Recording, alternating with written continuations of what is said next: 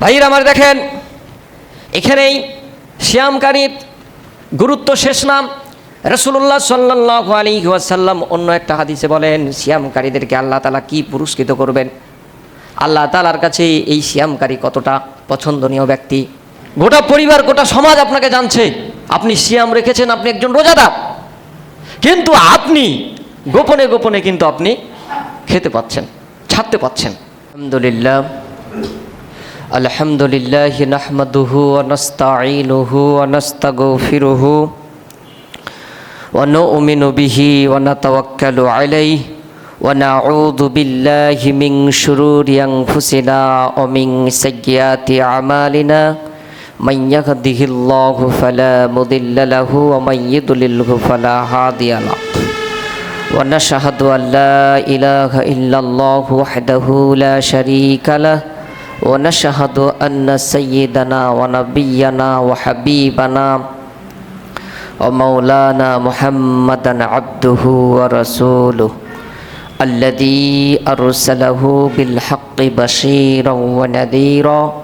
আম্মা বা'দু ফাইন্না খায়রাল হাদীসি কিতাবুল্লাহ ওয়া খায়রাল হাদী হাদু মুহাম্মাদিন সাল্লাল্লাহু আলাইহি ওয়াসাল্লাম ওয়া শাররুল উমুরি মুহদাসাতুহা ওয়া কুল্লু মুহদাসাতিন বিদআহ ওয়া কুল্লু বিদআতিন দালালাহ ওয়া কুল্লু দালালাতিন ফিন্নার। আম্মা বা'দু আউযু বিল্লাহি মিনাশ শাইতানির রাজীম।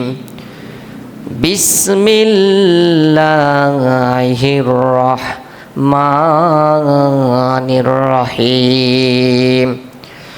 ইয়া আইয়ুহাল্লাযীনা আমানু কুতিবা আলাইকুমুস সিয়াম কামা কুতিবা আলাল্লাযীনা মিন ক্বাবলিকুম লাআল্লাকুম তাত্তাকুন। সূরা বাকারা 183 নম্বর আয়াত। কুল্লু আমাল ইবনি আদামা লাহু ফাইন্নাহু লি ওয়া আনা আজজি বিহি। রাহুল বুখারী 1904 নম্বর হাদিস। আলহামদুলিল্লাহ, সমস্ত প্রশংসা আল্লাহ তাআলার জন্য, যে মহান রব্বুল আলামিনের অশেষ রহমতে, যিনার দয়ায় আমরা পবিত্র জুমার দিন, পবিত্র রমজান মাস, পবিত্র জুমার দিনে পবিত্র জুমার 2 রাকাত ফরজ সালাত আদায় করার লক্ষ্যে আমরা মসজিদে আসতে পেরেছি। এই জন্য আল্লাহর প্রতি আমরা শুকরিয়া আদায় করছি। সকলে পড়ছি আলহামদুলিল্লাহ। তারপরে তার প্রিয় হাবিব, সর্বকালের সর্বযুগের সর্বশ্রেষ্ঠ মহামানব, বিশ্বের মানবতার শান্তির দূত, বিশ্বের বিশ্বস্ত বন্ধু বিশ্বনবী হযরতে মুহাম্মদুর রাসূলুল্লাহ, আমরা সকলে পড়ছি সাল্লাল্লাহু আলাইহি ওয়াসাল্লাম। সম্মানিত উপস্থিতি, আজকে আমরা একটা বিষয় জানার চেষ্টা করব। সেটা হচ্ছে যে রমজান মাসের সিয়াম আল্লাহর কাছে কতটুকু প্রিয়, আল্লাহর কাছে এটা কতটা দামি ইবাদত, এবং এই ইবাদতের মাধ্যমে আল্লাহ তাআলা বান্দাকে কি পুরস্কৃত করবেন, এই বিষয়গুলি আমরা আজকে জানার চেষ্টা করব ইনশাআল্লাহ। দেখেন, পৃথিবীতে যত ইবাদত রয়েছে, সমস্ত ইবাদতের মধ্যে একেবারে ব্যতিক্রমী ইবাদত হচ্ছে এই রমজান মাসের সিয়াম। সকলে পড়ি সুবহানাল্লাহ। সম্পূর্ণ ব্যতিক্রম। আসলে যে ব্যতিক্রমী ইবাদত, তার দলিল কি? দলিল আমাদেরকে জানতে হবে। জমিটা যে আপনার, তো সেটার তো দলিল থাকা লাগবে, ঠিক কিনা? তো যত ইবাদত রয়েছে, সমস্ত ইবাদতের মধ্যে এই সিয়াম হচ্ছে ব্যতিক্রমী ইবাদত। ভাইরা আমার, দলিল হচ্ছে সহিহ বুখারীর 1904 নম্বর হাদিস, হাদিসে কুদসি বলা হয়, যেই হাদিসে সরাসরি রাসূলুল্লাহ সাল্লাল্লাহু আলাইহি ওয়াসাল্লাম আল্লাহ তাআলার কথাকে সরাসরি বর্ণনা করেন, সেটাই হচ্ছে হাদিসে কুদসি। তাহলে চিন্তা করেন, সরাসরি আল্লাহ তাআলা এই হাদিসে বলছেন, কুল্লু আমালি ইবনি আদম লাহু, আদম সন্তানের প্রতিটি আমল তার নিজের জন্য। আদম সন্তান যে ইবাদত করুক না কেন, নামাজ পড়ুক, হজ করুক, যাকাত দিক, দান সদকা করুক, জিকির আজকার করুক, যেটাই করুক না কেন সেটা তার নিজের জন্য।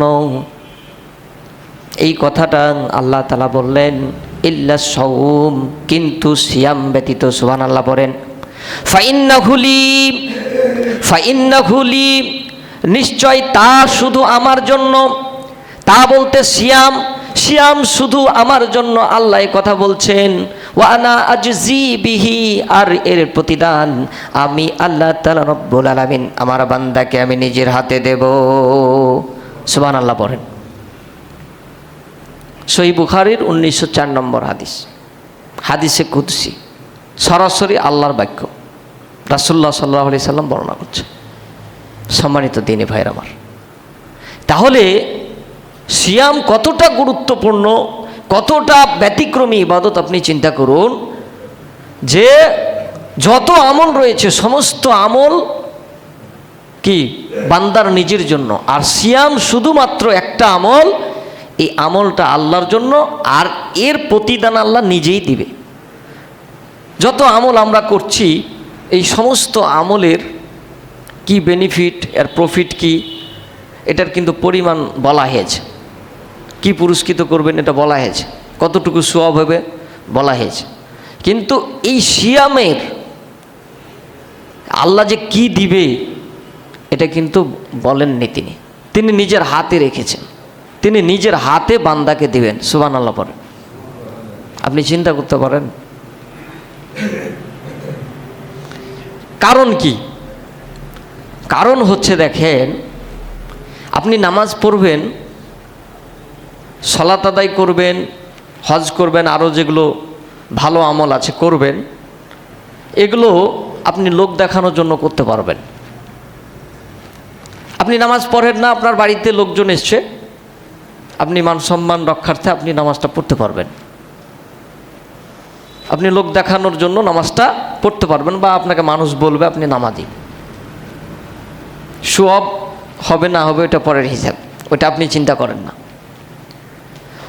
আপনি দান সদকা করবেন, এটাও মানুষ দেখতে পারবে, জানতে পারবে, হ্যাঁ, লোক দেখানোর জন্য আপনি করতে পারবেন।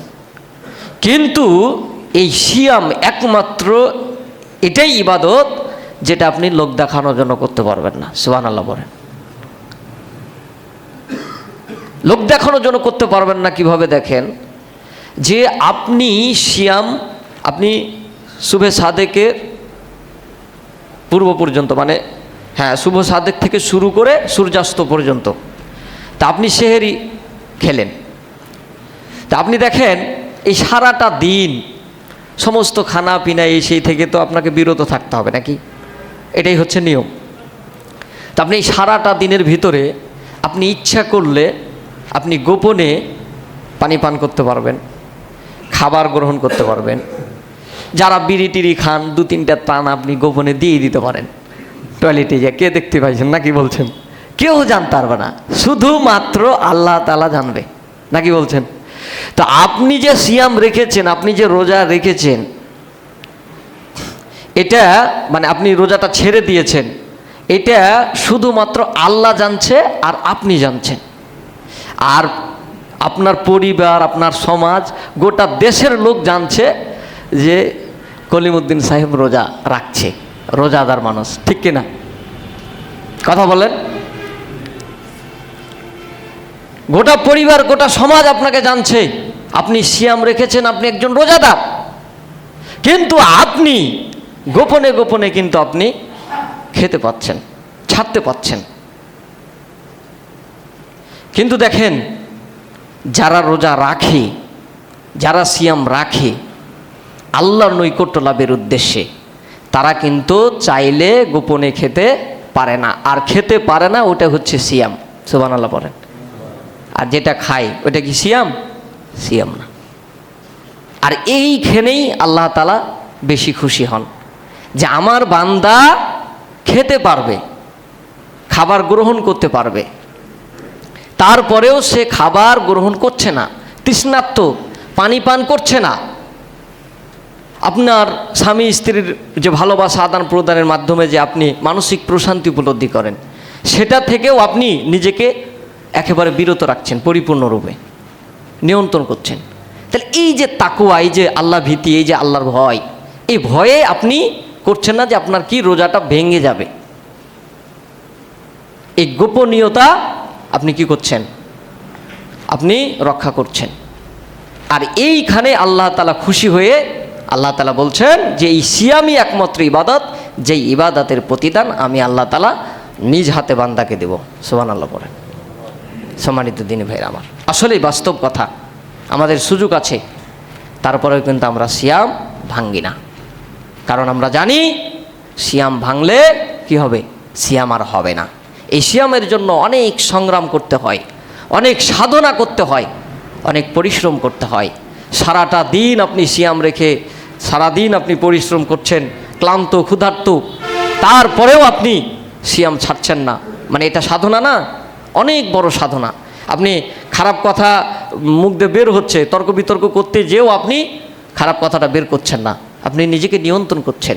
অনেক বড় সাধনা, খারাপ কাজ থেকে নিজেকে বিরত রাখছেন। এই সাধনা করার কারণেই আল্লাহ বললেন যে এর প্রতিদান আমি নিজে দেব। ভাইরা আমার, এখানেই সিয়ামের গুরুত্ব শেষ নয়। আমরা অন্য হাদিসের দিকে চলে যাই।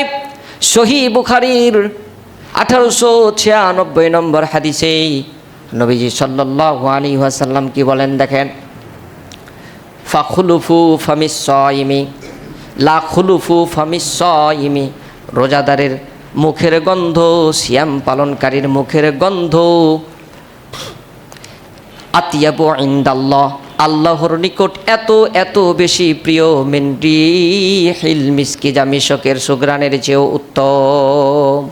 সুবহানাল্লাহ পড়েন। যে রোজাদারের, সিয়াম পালনকারীর মুখের গন্ধ আল্লাহর কাছে এত বেশি প্রিয় যে মিশকের সুঘ্রাণের চেয়েও উত্তম। মিশক বলতে কি বুঝেন?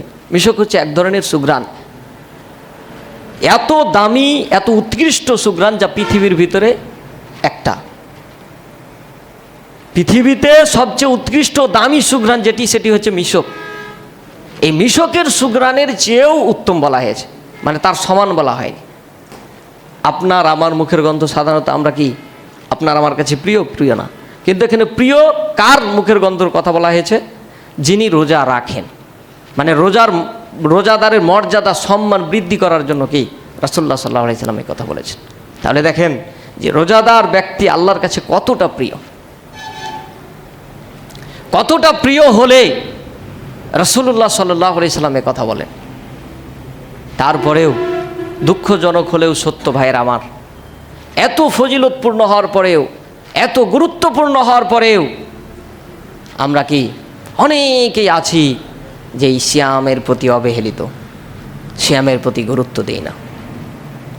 আপনি মুসলিম পরিবারে জন্মগ্রহণ করেও যদি আজকে সিয়ামের প্রতি অবহেলা করেন, গুরুত্ব না দেন, সিয়াম না রাখেন, তাহলে আপনার চেয়ে হতভাগা, দুর্ভাগা পৃথিবীতে আর কেউ হতে পারে? আপনি বলেন। যারা কাফির কাফির, মুশরিক মুশরিক, কিন্তু আপনি তো মুসলিম। আফসুস ভাইয়েরা আমার, ভাইয়েরা আমার, দেখেন এখানেই সিয়ামকারীর গুরুত্ব শেষ নাম। রাসূলুল্লাহ সাল্লাল্লাহু আলাইহি ওয়াসাল্লাম অন্য একটা হাদিসে বলেন, সিয়ামকারীদেরকে আল্লাহ তাআলা কি পুরস্কৃত করবেন। আল্লাহ তাআলার কাছে এই সিয়ামকারী কতটা পছন্দনীয় ব্যক্তি হলে আল্লাহ তাআলা রব্বুল আলামিন তাদেরকে দামি পুরস্কারে পুরস্কৃত করতে পারেন, সে হাদিসের দিকে যাই আমরা। সহিহ বুখারীর 1894 নম্বর হাদিসে নবীজি সাল্লাল্লাহু আলাইহি ওয়াসাল্লাম বলেন, ইন্না ফিল জান্নাতি বাবান, নিশ্চয় জান্নাতে একটি দরজা রয়েছে। এখানেই বাক্য শেষ নয়। নবীজি সাল্লাল্লাহু আলাইহি ওয়াসাল্লাম তার পরের বাক্যে বললেন ইউকালু লাহুর রায়আন, সেই দরজাটার নাম হচ্ছে রায়আন। এই রায়আন দরজা নামক একটা দরজা আছে, জান্নাতের দরজা। তারপরে সুসংবাদটা রাসূলুল্লাহ সাল্লাল্লাহু আলাইহি সাল্লাম দিলেন, ইয়াদখুলু মিনহুস সাইমুনা ইয়াউমাল কিয়ামা, কিয়ামতের দিন ওই দরজা দিয়ে কেবলমাত্র শুধুমাত্র সিয়াম পালনকারীরাই, রোজাদারেরাই কি করবে? প্রবেশ করবে। সুবহানাল্লাহ। আর সাইমুনা এটা জম্মা মুজাক্কারে সালেমের ইসিম, এমন একটা ইসিম, এই ইসিম দ্বারা বোঝানো হয়েছে পৃথিবীতে যত রোজাদার রয়েছে, যত সিয়ামকারী রয়েছে, সমস্ত সিয়ামকারীর কথা এখানে বলা হয়েছে, সমস্ত সিয়ামকারীদেরকে বোঝানো হয়েছে যে ইয়াদখুলু মিনহুস সাইমুনা ইয়াউমাল কিয়ামা, কিয়ামতের দিন সিয়ামকারীরাই কি করবে? এই রায়আন নামক দরজা দিয়ে জান্নাতে প্রবেশ করবে। লা ইয়াদখুলু মিনহু গায়রুকুম আহাদুন গায়রুকুম, তাদের ছাড়া আর কেউ কি করবে না? ওই রায়আন নামক দরজা দিয়ে জান্নাতে প্রবেশ করবে না বা করতে পারবে না। তাহলে দেখেন, রোজাদার সিয়ামকারী ব্যক্তি আল্লাহর কাছে কতটা প্রিয় হলে আল্লাহ তাআলা রাসূল সাল্লাল্লাহু আলাইহি সাল্লাম, মানে রাসূল সাল্লাল্লাহু আলাইহি সাল্লাম আল্লাহ তাআলার এই কথাটা বলতে পারেন যে আল্লাহ এই পুরস্কার রোজাদারের জন্য রেখেছেন। যারা সিয়াম পালন করবে তারাই কি করবে? এই রায়আন নামক দরজা দিয়ে প্রবেশ করবে। আর যারা সিয়াম পালন করবে না তারা কি এই জান্নাতের দরজা দিয়ে প্রবেশ করবে না। তো কিয়ামতের দিন একটা জিনিস দেখেন, যে কিয়ামতের দিন যখন আল্লাহ তাআলা ঘোষণা করবেন যে তোমরা যারা সিয়াম পালন করেছিলে পৃথিবীতে, তোমরা তারা কি করো? এই রায়আন নামক দরজা দিয়ে তোমরা চলে যাও। তো যারা সিয়াম পালন করেছে তারা তো যাবে, এই ঘোষণা তো দুনিয়াতে আমরা শুনেছি, আর শুনেই তো আমরা সিয়াম পালন করেছি। আর যারা সিয়াম পালন করেনি তারাও শুনেছে, কিন্তু অন্যান্য দেশের লোক যাবে কিনা আমি ওটা বলতে পারবো না, কিন্তু আমি মনে করি যে বিশেষ করে বাঙালিরা যাবে। কিন্তু আপনাকে সত্য কথা আমি বলছি, মানে এরা কিন্তু সবসময় সুযোগ কাজে লাগানোর চেষ্টা করে, মানে দুনিয়াতে যেভাবে চলে অভ্যস্ত ওখানেও ওই অভ্যাসটা কাজে লাগানোর চেষ্টা করে। যারা সিয়াম পালন করেছে তারা তো যাবেই, কিন্তু যারা সিয়াম পালন করেনি তারাও কিন্তু দৌড় মারবে, কিন্তু দৌড় মেরে কোনো লাভ নেই, ওই ধরা খেয়ে যাবে। আপনাকে সত্য কথা বলছি কেন, যে এখনই যদি সরকার এরকম কোনো একটা সিস্টেম করে, এরকম একটা ব্যবস্থা নেয় যে যারা সিয়াম পালন করবে তাদেরকে 500 টাকা করে দেওয়া হবে প্রতিদিন এক একটা সিয়ামের জন্যে। তা আপনি এমন কোনো পরিবার তো বাদ থাকবে না, পরিবারের কোনো একটা সদস্যও আপনি খুঁজে পাবেন না যে ও বাদ দিয়েছে। আপনি নিজেই চিন্তা করে দেখেন, ও বাড়িতে যদি একটা 5 বছরের শিশুও থাকে তো সেই শিশুটাও আরও কথা বলবে যে এও রোজা রাখে। এটা আমার খুবই দরকার। ঈমান থাকবে না থাকবে এটা পরে নিয়েছে, আগে এটা দরকার। তো এইরকম লোভী জাত আমরা। আপনাকে সত্য কথা বলছি, আপনি নিজে ভেবে দেখুন, আসলেই কিন্তু। অথচ দেখেন অনেক পরিবার আছে যে 2-1 জন রোজা রাখে না, এমন না, গোটা পরিবারটাই রোজা রাখে না। এটা আমার অভিজ্ঞতা থেকে আপনাকে আমি বললাম। ওরা বুঝতেই পারেনি যে এটা রমজান মাস, ও জানেই না। আমি এটা কয়েকদিন মানে রমজান মাস পড়ার পরে আমি বলছি এই কথাটা বারবার, ও জানেই না। কিন্তু এইরকম যদি একটা সিস্টেম করা হয়, উনি রোজা না রাখলেও মানে মানুষকে বুঝাইবে আর কি যে আমি রোজা রাখছি, সিয়াম রাখছি, এরকমভাবে সেটা আর কি গ্রহণ করবে। তো সম্মানিত দিনী ভাইরা আমার, আসলে আমাদের ভিতরে তাকওয়া, আল্লাহ ভীতি, পরহেজগারিতা নাই, পরকালীন জবাবদিহিতার ভয় আমাদের ভিতরে নাই, মৃত্যুটাকে আমরা সেরকমভাবে চিন্তা করি না, যার কারণে আমরা আজকে এইরকম মানে এইসব আমলের প্রতি অবহেলিত। আপনি একটা বিষয় কি নোট করেছেন যে শুধুমাত্র রোজাদাররাই এই রায়আন নামক জান্নাতের দরজা দিয়ে প্রবেশ করবে, আর কেউ করবে না। মানে এই রোজাদারেরা আল্লাহর কাছে কত মানে বড় মেহমান আপনি চিন্তা করতে পারেন। আপনি যখন কোনো আয়োজন করেন বা একজন রাজা যখন আয়োজন করে, একটু চাপাচাপি হয়ে বসেন তো মানুষজন হয়তো বসতে পারছে না, একটু সবাই নিজেও বসেন, অন্যকে বসার একটু সুযোগ করে দেন, ভালোভাবে বসেন। তো দেখেন আল্লাহর কাছে এত বিশেষ অতিথি যে কোনো রাজা যখন কোনো আয়োজন করে তখন তার কিন্তু বিশেষ অতিথিদের জন্য দরজাও আলাদা করে, খাবার, টেবিল, চেয়ার সব কিছু কিন্তু একদম স্ট্যান্ডার্ড লেভেলের হয়, আলাদা করে কিন্তু। তো পৃথিবীতে অনেক বান্দা রয়েছে আল্লাহ তাআলা, এই অসংখ্য বান্দা বান্দির মধ্যে বিশেষ বান্দা, বিশেষ অতিথি তারাই যারা সিয়াম পালন করবে। সুতরাং আমরা এই সিয়ামের প্রতি অবশ্যই কি করব, গুরুত্ব দেব। আল্লাহ তুমি আমাদের সকলকেই কবুল করো, সবাই পড়ি আমিন। রব্বুল আলামিন যারা সিয়ামের প্রতি গুরুত্ব দিচ্ছে না, সিয়াম রাখছে না, আল্লাহ তুমি তাদেরকে হেদায়েত দান করো, সবাই পড়ি আমিন।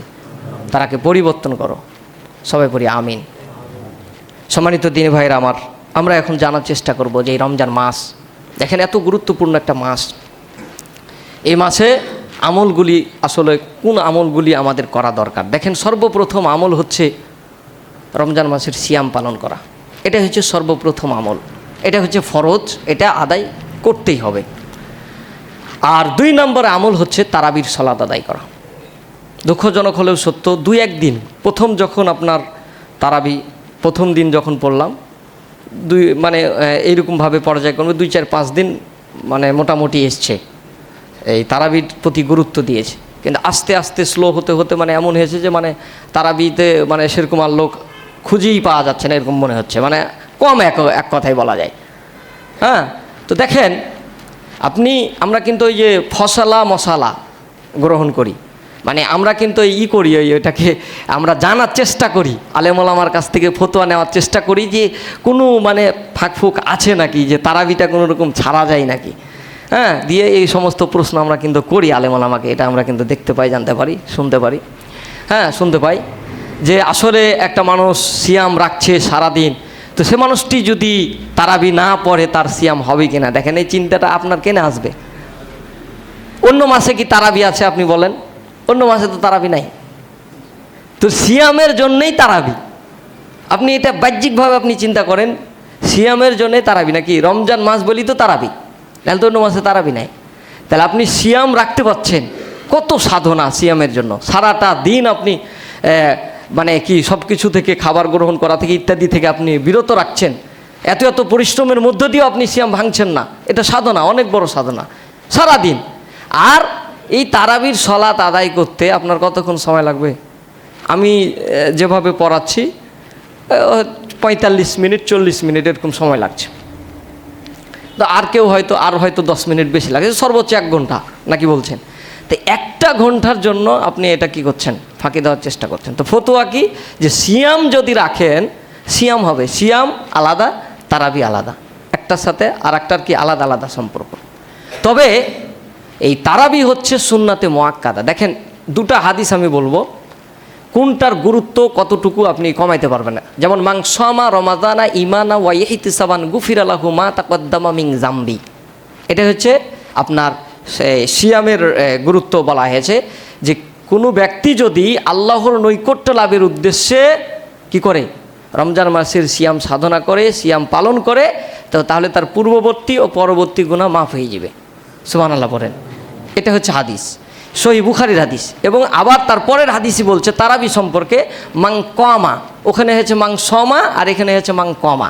কমা মানে দাঁড়িয়ে নামাজ আদায় করা, তারাবি বোঝানো হয়েছে। হ্যাঁ, আপনি দুরকাত করে যে সালাতটা আদায় করেন, তো মাং কমা রমাদানা ঈমানা ওয়া ইহতিসাবান গুফিরা লাহু মা তাকদ্দামা মিন জামবি, যে ব্যক্তি আল্লাহর নৈকট্য লাভের উদ্দেশ্যে তারাবির সালাত আদায় করলো, তারাবি কি আদায় করলো, তার পূর্ববর্তী ও পরবর্তী গুনাহগুলিও মাফ হয়ে গেল। সুবহানাল্লাহ বলেন। তাহলে আপনি 2টার ফজিলত আপনি কমান তো, ওইটা হচ্ছে ফরজ, এটা করতেই হবে, আর এটা হচ্ছে সুন্নাতে মুআক্কাদা। এটা আপনি যদি না করেন, আপনি যদি ইচ্ছাকৃত বারবার আপনি এভাবে ছাড়েন, তাহলে অবশ্যই আপনি কিন্তু গুনাহগার হবেন। আল্লাহ বলছেন উল আতিউল্লাহ ওয়া আতিউর রাসূল, হে নবী আপনি মানুষদেরকে জানিয়ে দিন, তো করো রাসূলেরও আনুগত্য করো। আপনি আল্লাহর হুকুমটা মানলেন, কিন্তু রাসূলুল্লাহ সাল্লাল্লাহু আলাইহি সাল্লামের সুন্নাতকে কি করলেন না, আপনি মানলেন না। আপনি জোহরের সালাত আদায় করতে আসছেন, আপনি প্রতিদিন ফরজটা পড়ে চলে যাবেন, তাহলে হইলো বলেন?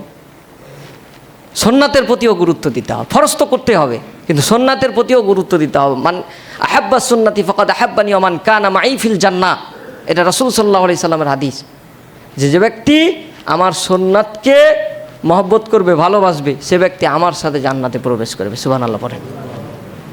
অতক্ষণ পর্যন্ত আমরা পরিপূর্ণ প্রকৃত ইমানদার, প্রকৃত মুমিন হতে পারবো না যতক্ষণ পর্যন্ত রাসূলের সুন্নাতকে আমরা কি করব না, না মানব। মানে রাসূল সাল্লাল্লাহু আলাইহি সাল্লামের সুন্নাতের প্রতিও গুরুত্ব দিতে হবে।